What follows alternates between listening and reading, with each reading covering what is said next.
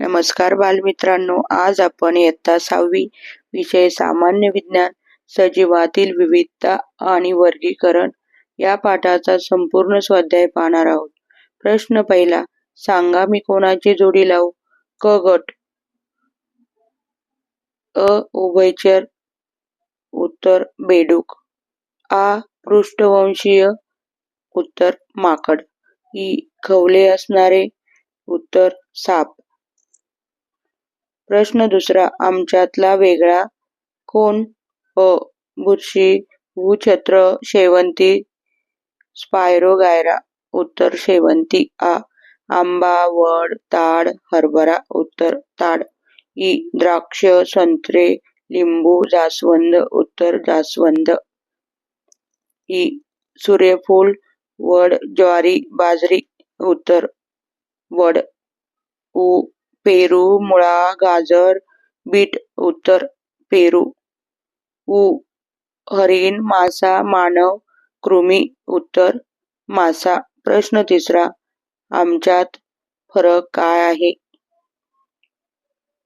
अ सपुष्प वनस्पती, अपुष्प वनस्पती. सपुष्प वनस्पती, अपुष्प वनस्पती. 1. सपुष्प वनस्पतींना फुले येतात. अपुष्प वनस्पतींना फुले येत नाहीत. 2. सपुष्प वनस्पतींना फळे येतात. 2. अपुष्प वनस्पतींना फळे येत नाहीत. 3. सपुष्प वनस्पतींना मूळ, खोड, पान असे अवयव असतात. 3. सपुष्प वनस्पतींना मूळ, पान असे अवयव असतात असे नाही. 4. उदाहरण आंबा, गुलमोहर. 4. उदाहरण बुरशी, शेवाळ. आ वृक्ष, झुडूप. वृक्ष, झुडूप. 1. वृक्ष उंच वाढतात. 1. झुडूप जमिनीलगत वाढतात. 2. वृक्ष आकाराने मोठे असतात. 2. झुडपे आकाराने लहान आणि कमी उंचीची असतात. 3. वृक्ष बहुवार्षिक असतात. 3. झुडपे काही महिने ते 2 वर्ष जगतात. 4. उदाहरणार्थ आंबा, वड. 4. उदाहरणार्थ करवंद. ई पृष्ठवंशीय प्राणी आणि अपृष्ठवंशीय प्राणी. पृष्ठवंशीय प्राणी, अपृष्ठवंशीय प्राणी. 1. पृष्ठवंशीय प्राण्यांना पाठीचा कणा असतो. अपृष्ठवंशीय प्राण्यांना पाठीचा कणा नसतो. 2. पृष्ठवंशीय प्राणी अधिक विकसित असतात. 2. अपृष्ठवंशीय प्राणी अधिक विकसित नसतात. 3. उदाहरणार्थ साप, मासा. 3. उदाहरणार्थ झुरळ, गांडूळ, गोगलगाय. प्रश्न चौथा, सत्य की असत्य ओळखा. अ गोगलगाय हा जलचर प्राणी आहे. उत्तर असत्य. आ उभयचर प्राणी हवा व पाण्यात राहू शकतात. उत्तर सत्य. ई पृष्ठवंशीय प्राण्यात मेंदूचे कार्य अधिक विकसित झालेले असते. उत्तर सत्य. ई अमिबा हा बहुपेशीय प्राणी आहे. उत्तर असत्य. प्रश्न पाचवा, 2 नावे लिहा. अ सपुष्प वनस्पती. उत्तर आंबा, जास्वंद. आ अपुष्प वनस्पती. उत्तर शेवाळ, नेचे. ई वृक्ष. उत्तर आंबा, साग. ई झुडूप. उत्तर कण्हेर, घाणेरी. उ वेल. उत्तर कलिंगड, द्राक्षे. उ वार्षिक वनस्पती. उत्तर ज्वारी, सूर्यफूल. ए द्विवार्षिक वनस्पती. उत्तर गाजर, बीट.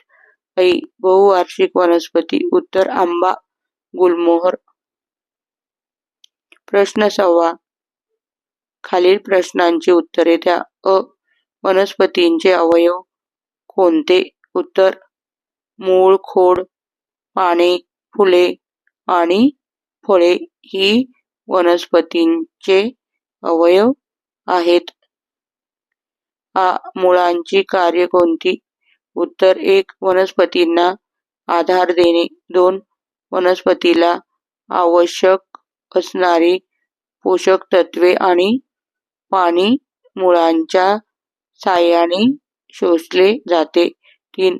पोषक तत्वांचे आणि पाण्याचे खोडाकडे वहन केले जाते. सजीवांच्या वर्गीकरणाची आवश्यकता का आहे? उत्तर 1.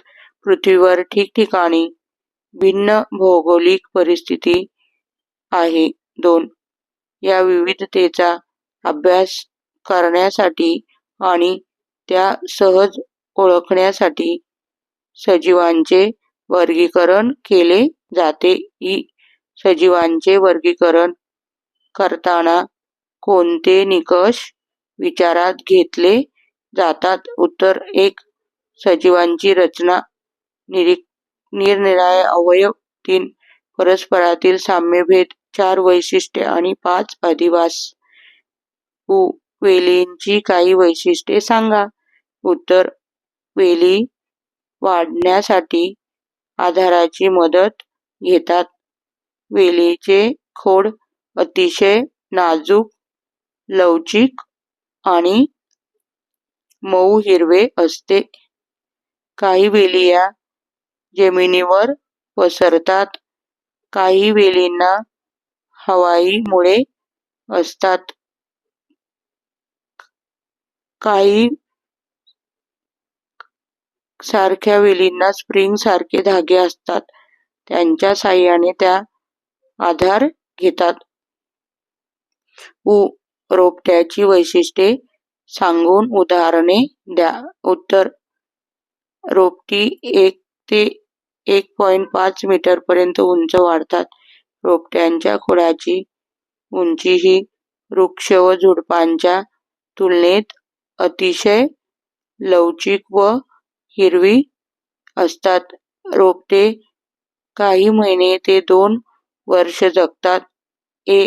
प्राण्यांचे आणि वनस्पतींचे वर्गीकरण कोणकोणत्या निकषांच्या आधारे कराल? उत्तर प्राण्यांचे वर्गीकरण करताना खालील निकषांच्या आधारे केले जाते. पृष्ठवंशीय की अपृष्ठवंशीय प्राणी. एकपेशीय प्राणी आहे की बहुपेशीय प्राणी. भूचर, जलचर की उभयचर प्राणी आहेत. त्यांचा अधिवास इत्यादी. वनस्पतींचे वर्गीकरण करताना खालील निकषांच्या आधारे केले जाते. वार्षिक वनस्पती, बहुवार्षिक वनस्पती, द्विवार्षिक वनस्पती, उंची, आकार, सपुष्प वनस्पती, अपुष्प वनस्पती इत्यादी. प्राण्याच्या शरीराचे संरक्षण कशामुळे होते? उत्तर काही प्राण्यांच्या शरीरावर संरक्षक कवच असतात. काही प्राण्यांच्या शरीरावर स्वतःचे संरक्षण करण्यासाठी खवले असतात. प्रश्न 7. आकृत्या काढा. वनस्पतीची आकृती काढून त्यामधील मूळ, खोड, पाने हे भाग दाखवा.